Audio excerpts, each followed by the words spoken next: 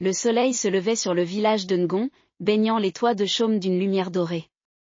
Le chant du coq se mêlait au claquement des marmites qu'on posait sur le feu. L'air sentait déjà la fumée de bois et les beignets de mil. Dans une petite maison au bord du village vivait Kadia, une jeune fille de 16 ans, frêle mais aux yeux vifs. Ses parents étaient morts de maladie quand elle avait 8 ans, et depuis, elle vivait chez une vieille tante, Tanti Salimata, une femme sévère mais juste.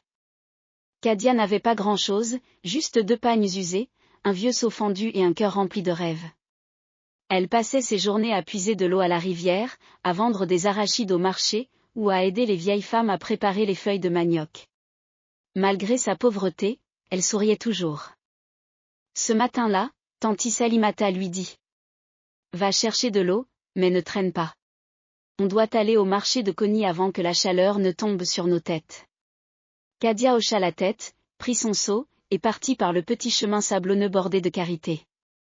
Arrivée près de la rivière, elle posa son seau et s'accroupit pour remplir la calebasse.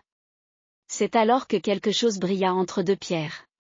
Une lumière étrange, presque comme un éclat de soleil piégé dans l'ombre. Intriguée, Kadia plongea la main, et ressortit un morceau de métal jaune, lourd, lisse. Ses yeux s'écarquillèrent, c'était de l'or. Du vrai. Son cœur se mit à battre fort. Elle regarda autour d'elle. Personne. Les oiseaux chantaient, indifférents. L'eau continuait de couler, comme si de rien n'était. Kadia savait que l'or valait plus que tout ce qu'elle possédait. Avec ça, elle pourrait acheter de quoi manger pendant des mois, peut-être même partir en ville pour apprendre un métier. Mais une voix intérieure lui rappela le proverbe de son père. Ce que la rivière t'offre sans raison, c'est peut-être qu'elle veut t'emmener avec elle. Elle hésita. Devait-elle le garder ? Le vendre ? Ou le rendre à quelqu'un, mais à qui ?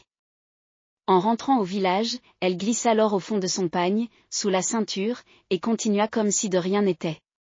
Mais dans l'après-midi, une rumeur commença à courir.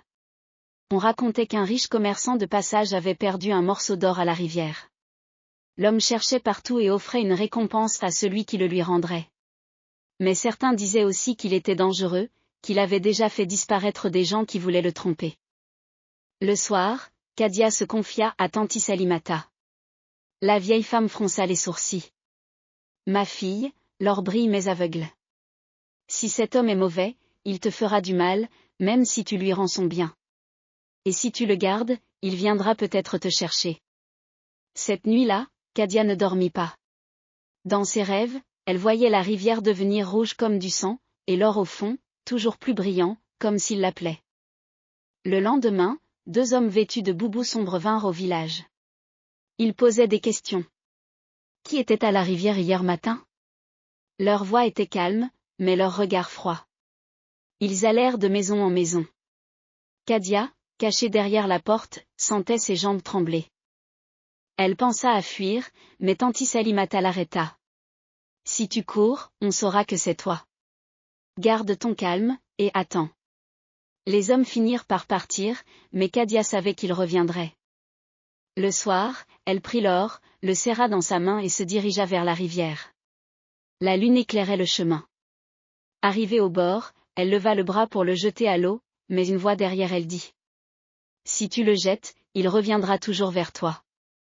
C'était un vieil homme qu'elle connaissait à peine, grand-père Abou, un ancien pêcheur que tout le monde croyait un peu fou. Il s'assit près d'elle et ajouta : Cet or n'appartient pas à un homme ordinaire. Il est lié à une histoire ancienne et dangereuse. Il raconta alors qu'autrefois, un chef de guerre avait jeté un morceau d'or dans la rivière pour sceller un pacte avec des esprits. Celui qui le trouvait devait choisir, garder l'or et subir la malédiction, ou le remettre à l'esprit de la rivière par un rituel. Guidée par grand-père Abou, Kadia suivit un vieux chemin jusqu'à un rocher couvert de mousse.